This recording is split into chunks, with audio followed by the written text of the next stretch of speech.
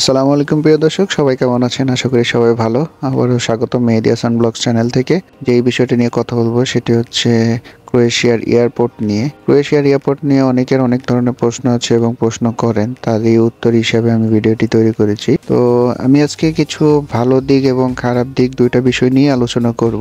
প্রথমে যাচ্ছি আমি ক্রোয়েশিয়ার এয়ারপোর্টের ভালো দিক সম্পর্কে। তো এই ভালো দিক বলতে গেলে ওদের এয়ারপোর্টটা তুলনামূলকভাবে অনেকটা ছোট বাংলাদেশের থেকে, অন্যান্য ইউরোপের কান্ট্রি থেকে। যাই হোক, ফ্লাইটও খুব কম আসে এবং নিট অ্যান্ড ক্লিন, সব পরিষ্কার পরিচ্ছন্ন থাকে ওদের এয়ারপোর্ট, এবং ইমিগ্রেশন অফিসার গুলো বিহেভিয়ার অনেক খুব ভালো। এ বিষয় হচ্ছে, যদি আপনার ওয়ার্ক পারমিট, ডকুমেন্টস, এগুলো কোম্পানি সবকিছু ভালো থাকে, তাহলে তারা আপনাদের কোনো কোশ্চেন করে না। শুধু আপনার পাসপোর্টটা নিবে, পাসপোর্টটা দেখবে ভিসা স্টিকারটা ঠিক আছে কিনা, চাইতে পারে ওয়ার্ক পারমিটটা চাইতে পারে।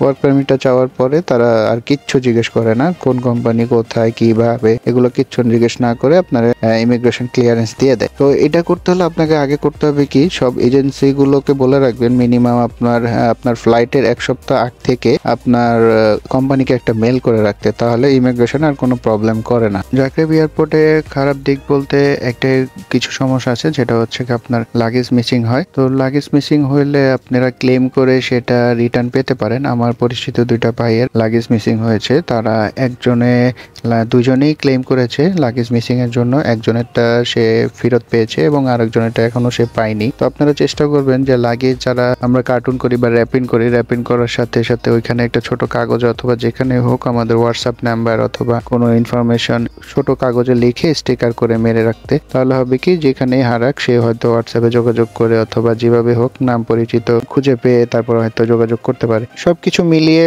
বলতে গেলে আপনি ক্রোয়েশিয়ান এয়ারপোর্টে তেমন কোনো হ্যারাসমেন্টের শিকার হবেন না। তো এবং ভয় পাওয়ারও কিছু নাই, ইমিগ্রেশন কোনো কোশ্চেন কিছু করবে না। যদি আপনার সব ডকুমেন্টস ওকে থাকে এবং আপনার কোম্পানি যদি ভালো রেসপন্স থাকে, তাহলে আপনার কোনো প্রবলেম হবে না। আমি আসার সময় আমার কোনো প্রবলেম হয় না, আমার শুধু পাসপোর্ট দিয়েছি এবং আমাকে জিজ্ঞেস করেছে পারমিট। আমি ব্যাগ থেকে পারমিটের কপি বের করতে করতে তারা বলছে ওকে নো প্রবলেম, কোনো পারমিট লাগবে না, ওকে তুমি যাও। সিল টিল দিয়ে আমাকে বের করে দিছে, কোনো কোশ্চেনও জিজ্ঞেস করেনি। তো এই হচ্ছে সব মিলিয়ে ক্রোয়েশিয়ান এয়ারপোর্টের এই অবস্থা। আপনারা যারা আসছেন বা আসবেন, ভয়ের কোনো কারণ নেই, আপনারা স্বচ্ছন্দে আসতে পারেন।